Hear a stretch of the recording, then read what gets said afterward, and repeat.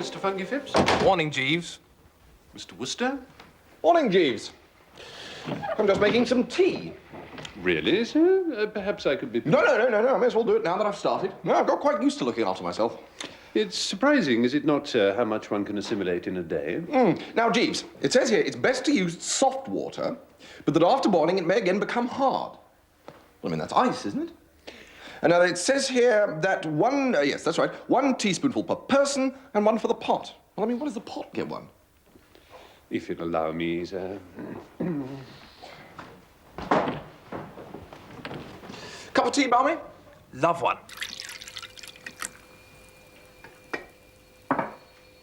All right, Jeeves, get on with it. Sir?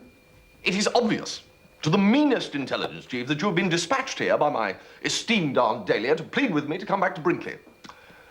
Same old emotional quagmire down there, I suppose. Yes. Tuppy grinding his teeth, Angela aloof, Uncle Tom off his feed, Madeline off her head, and Finknottle trembling at the thought of this prize giving. Well, I'm sorry, Jeeves, but Mrs. Travers will just have to sort this whole thing out herself this time. Very good, sir. I was, in fact, sent to try to persuade Monsieur Anatole to return, sir. Anatole the cook, Jeeves? Yes, sir. What? Not to persuade me back to Brinkley to restore peace and harmony to the inhabitants? Mrs. Travers made no mention of it, sir. Well, of all the nerve, Jeeves. And this is what they call gratitude, is it? I really couldn't say, sir. Well, I don't think I'm going too far, Jeeves, when I say that this just about takes the giddy biscuit. Very good, sir. Well, I shall return to Brinkley instanter, Jeeves, and give the whole bunch of them a good talking to, starting with that idiot Tuppy. We have a duty to look after our ladies and gentlemen, Monsieur Anatole. What I want, Dahlia? I didn't know that your master was back, Jeeves. Has he no mercy?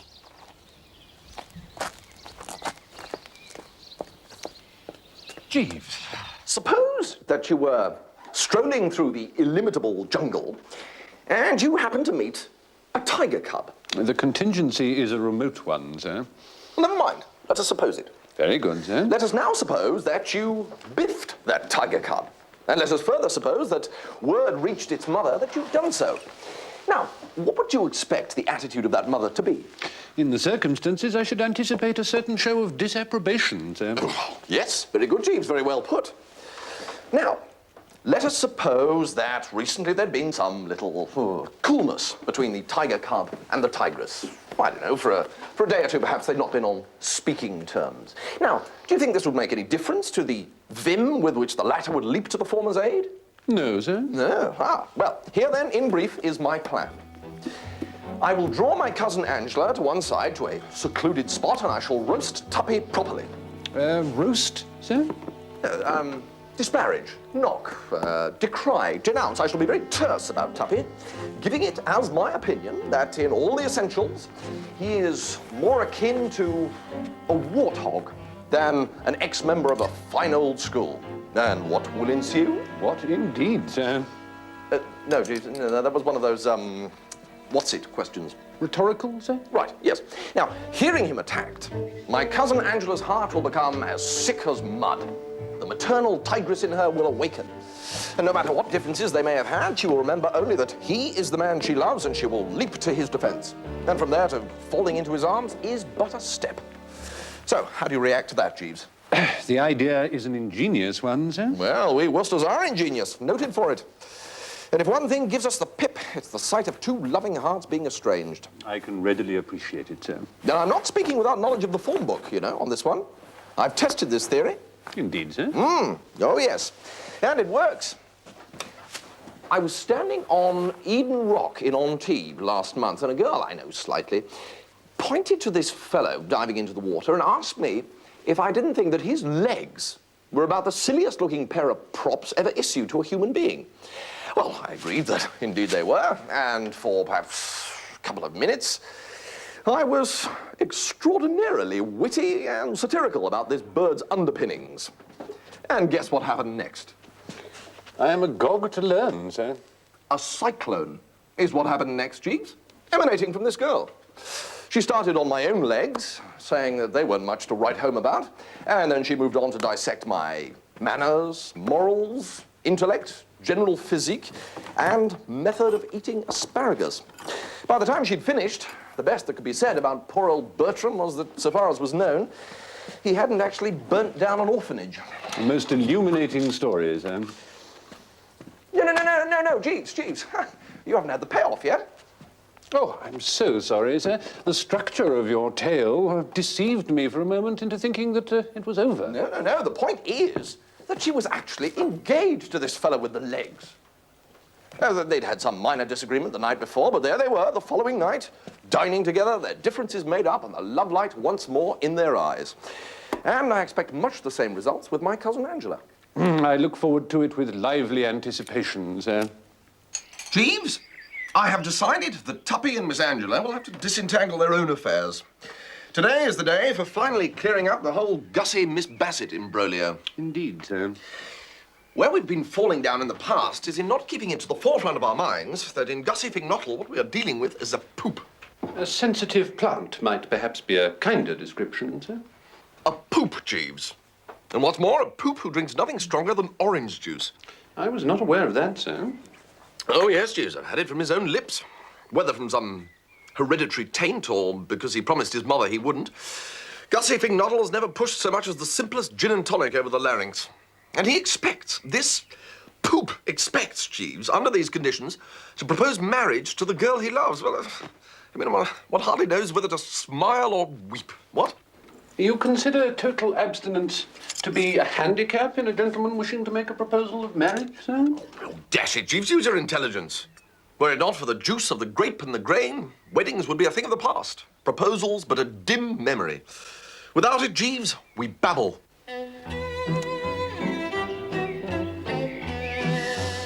Thank you, Jeeves.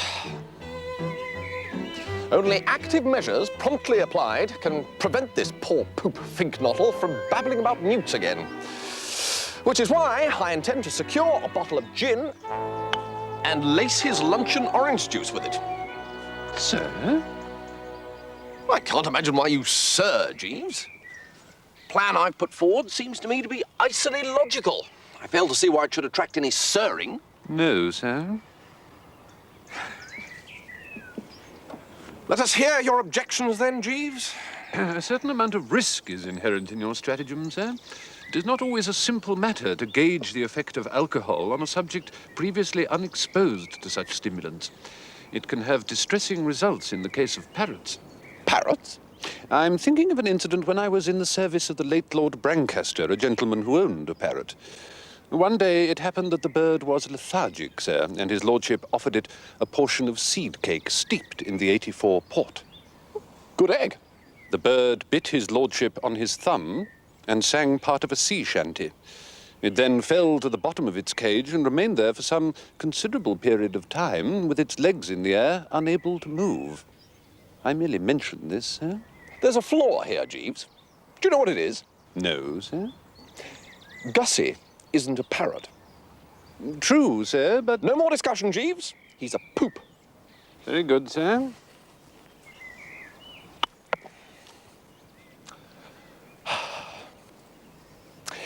You noticed I said I was going to put this project through today, Jeeves? Why do you think I said today? Because you feel that if it were done when 'tis done, then 'twere well it were done quickly, sir? Partly, Jeeves, yes, partly. But the chief reason is that today is the day of the prize giving at Market Snodsbury Grammar School. We shall, by lacing the juice, not only embolden him to propose to Miss Bassett, but also put him so into shape that he will hold that Market Snodsbury audience spellbound. I see, sir. Indeed, sir, the engagement appears to have lifted his spirits quite considerably. Engagement? You're not aware that Mr. Fignotttle proposed to Miss Bassett this afternoon and was accepted, sir? Well, Jeeves. Yes, sir. You see how right I was? Indeed, sir. Yes, this must be rather an eye-opener for you, Jeeves. Ladies and gentlemen. Oh, Jeeves. So did I, Jeeves. Now, this year, we are all delighted to welcome as our guest. There's optimism everywhere. And why not, girls and ladies? Bertie Wooster won a Scripture Knowledge Prize.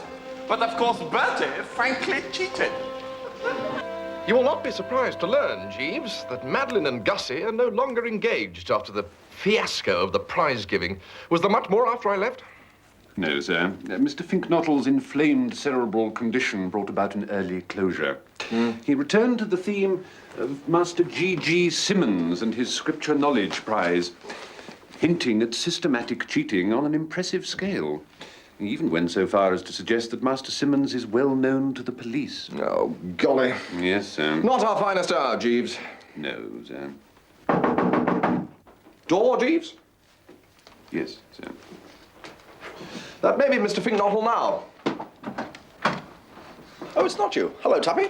Mr. Glossop. If you'll excuse me, sir.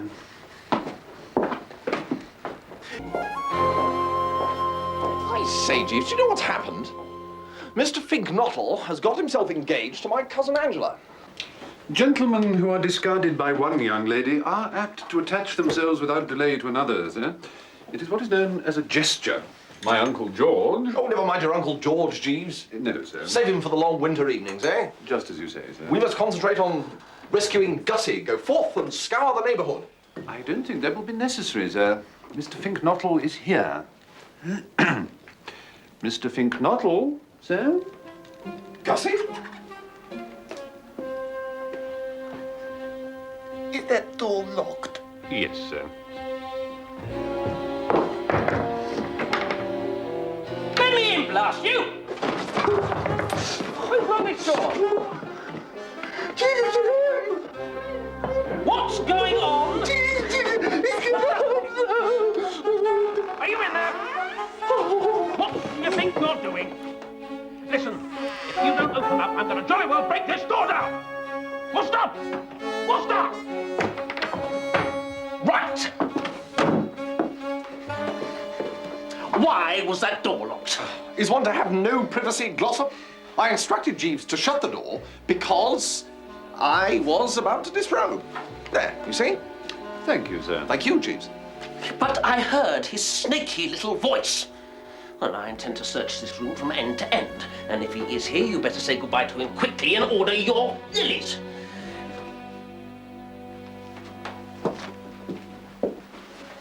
What's in this cupboard? Just clothes. The usual wardrobe of an English gentleman. You're lying. Ha. Ha. Ha.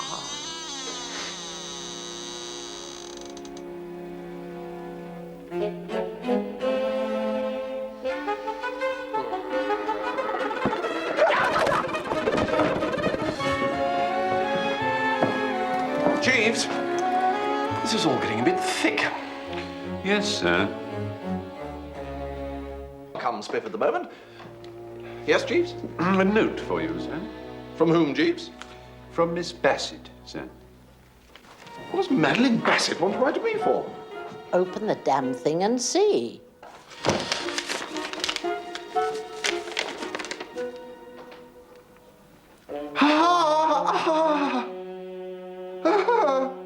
Will you stop that? I hope you won't take it amiss, sir, but I've been giving some attention to what might be called the amatory entanglements at Brinkley. It seems to me that drastic measures may be called for. Oh, drastic away, Jeeves. The prospect of being united for life with a woman who talks about little baby bunnies fills me with an unnamed dread. Supposing, sir, that in the middle of the night the fire alarm bell were to ring. Oh, not the fire alarm thing again, Jeeves. Yes, sir. As I see it, sir, the occupants of the house would suppose that a conflagration had broken out. Oh, possibly, Jeeves. Possibly. Whereupon, if I'm not mistaken, Mr. Glossop would hasten to save Miss Angela, while Mr. Finknottle would perform the same office for Miss Bassett. Huh? This is based on psychology, is it, Jeeves? Yes, sir. It is thought to be the instinct of everyone upon the alarm of fire to save the object dearest to them. It seems to me there's a grave danger of seeing Tuppy come out carrying a steak and kidney pie. But resume, Jeeves, resume. Well, sir, the relations between the two couples could scarcely continue distant after such an occurrence. Well, you may be right. I just feel that there's great possibility for a slip-up here, Jeeves. However, I'm not in a position to cavil at even 100 to 1 shot. At what hour would you suggest bonging the bell? Not before midnight, sir. Shall I bong, or will you? I think it would be better coming from you, sir.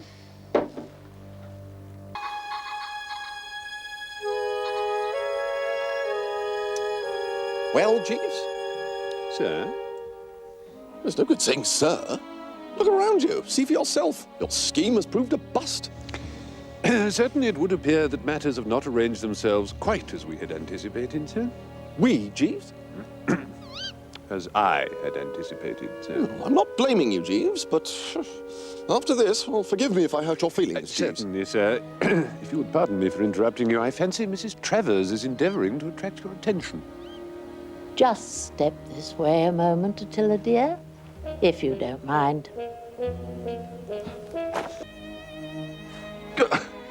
Well, I haven't ridden for years. Well, you'll soon get the knack, once you've taken a toss or two. But it's miles to Kingham. 9 miles. And 9 miles back? And 9 miles back. But it's dark. What if I barge into something? I'll come a frightful cropper.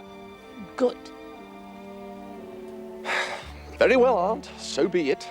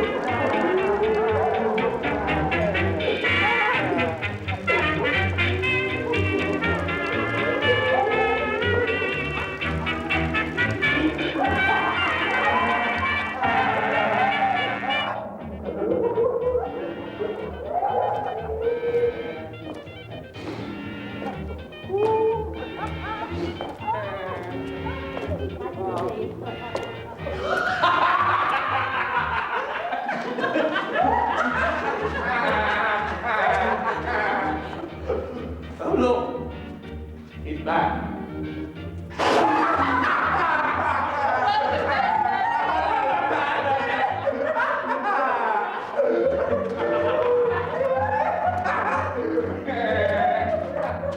What on earth is going on, Jeeves? House seems positively awash with joy and laughter. It's gratifying, isn't it, sir? Oh, come now, Jeeves. I fear I've not been entirely frank with you regarding the fire bells. I never anticipated that it would of itself produce the desired results. I'd intended it merely as a preliminary to what I might call the main business of the evening. You gibber, Jeeves. Explain yourself. It occurred to me that were you, sir, to be established as the person responsible for the ladies and gentlemen being forced to spend the night in the garden, everybody would take so strong a dislike to you that in this common antipathy they would sooner or later come together. And such proved to be the case. After your departure on the bicycle, the various estranged parties agreed so heartily in their abuse of you that the ice was broken. And when I informed the ladies and gentlemen that I had found the key, and it was borne in on them that you were having that long ride for nothing, and there was a notable lessening of tension. Oh, there was there? Of course, the rain was a bonus. Of course. As soon as the storm began, their animosity vanished completely. Mr. Glossop and Miss Angela are once more betrothed, sir. Oh? And what about Miss Bassett? Do I still have to marry her? No, sir. Miss Bassett is once more safely affianced to Mr. Finknottle. Phew. Well, praise be, Jeeves. Indeed, sir. Although, if you'll forgive me for saying so, your methods are a little on the rough side. Well, sir, one cannot make an omelette without breaking eggs. I say, an omelette. Do you think you could get me one? Certainly, sir. Perhaps with a little half-bot or something? Undoubtedly, sir. Right-ho, Jeeves.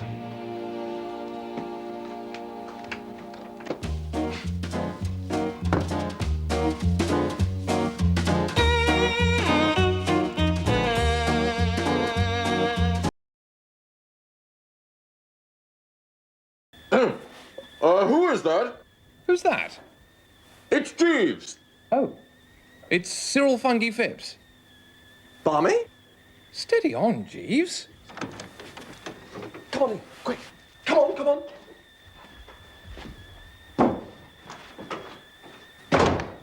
Most extraordinary thing. I was talking to your man Jeeves a second ago. No, it was me. Oh, he said he was Jeeves. No, it was me. I was pretending to be Jeeves. Oh, I see. Jolly good. Why? Well, I don't want my Aunt Dahlia to know that I'm here. I had a bit of a set to down at her place.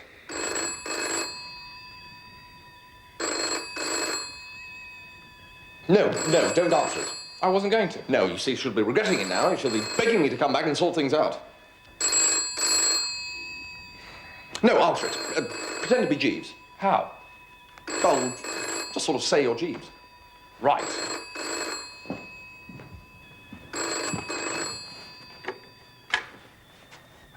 Mr. Worcester's residence? Where is Mr. Worcester? He's not at home, sir. I'm Jeeves. What do you mean, you think not? Oh. Who was it? Jeeves. Oh.